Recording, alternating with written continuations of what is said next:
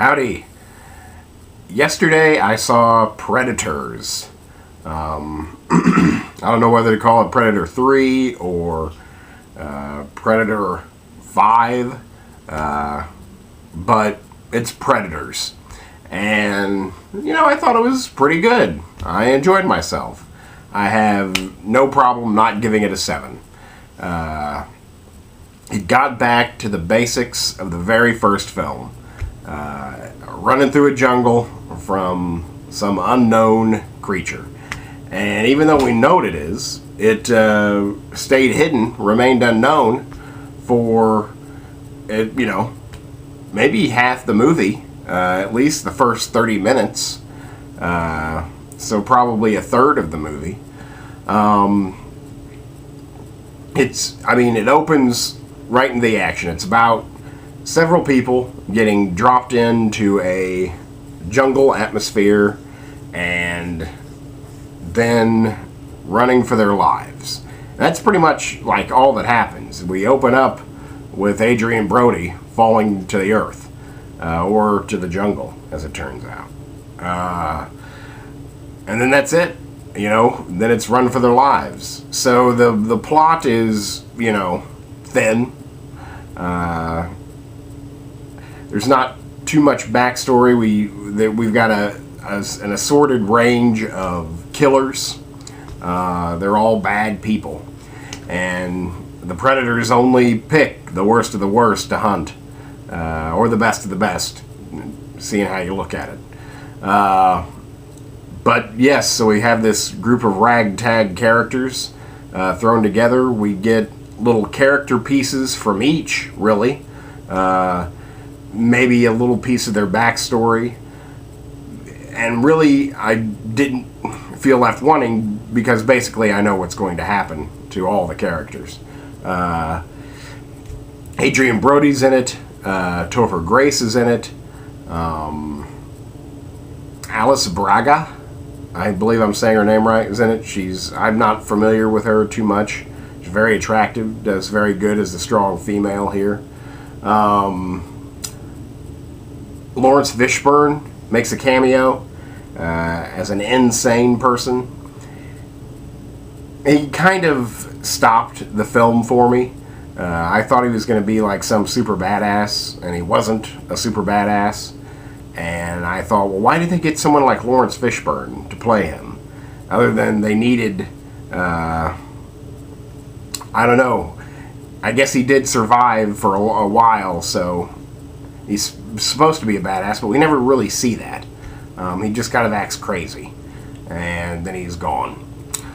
So he makes a very short appearance in the film, but he does fine. He's Lawrence Fishburne. Looking heavy these days. But I suppose the real star of the show are the Predators. The Predators look awesome, I'm a fan of the Predator franchise. When I was a kid, Predator was where it was at. So I was kind of excited to see Predators. And I was, not disappointed.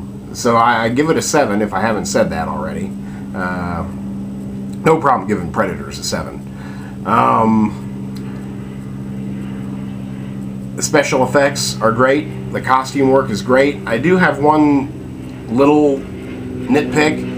The mouths of the Predator don't close. This is like the first Predators movie where their mouths are hanging open. And I didn't really like that. They have no way of closing their mouths. So I thought that was kind of distracting for me. But we get a little glimpse into more of Predator life and structure, social structure, though not as much as maybe Alien vs. Predator Requiem, which I thought was a really fine movie. Definitely better than AVP 1. AVP 2, far superior. And, I really enjoy that movie. But I also enjoy Predators. And so 3 or 4 Predators are chasing this band of random mercenaries and, just kill them off one by one in spectacular fashion. The score is back to the original score from the first one, and I guess they used it in the second one and a little bit in every Predator movie, but it was very dominant here, and I enjoyed hearing it. They used, I even think, the same font for their credits. It just had that old school feel to it. Was directed and maybe co-written by Nimrod Antel, produced by Robert Rodriguez. That's probably what ensured some level of quality to it. Again, the performances are fine. We get lots of character actors doing what they do really well. So the acting is all good. They're not asking for much, but it's all good. They deliver. Adrian Brody does fine. Again, the Predator's awesome, cool looking. We get a little, glimpse into the home world. I'm trying to think of anything else that pops out at me. But I just had a lot of fun. There wasn't any big surprises, because I think the big surprise that they want kind of isn't a surprise at all. But there's lots of little nice twists and turns that I enjoyed. And again, it was action-packed, very fast-paced, flew by, didn't really lull at all.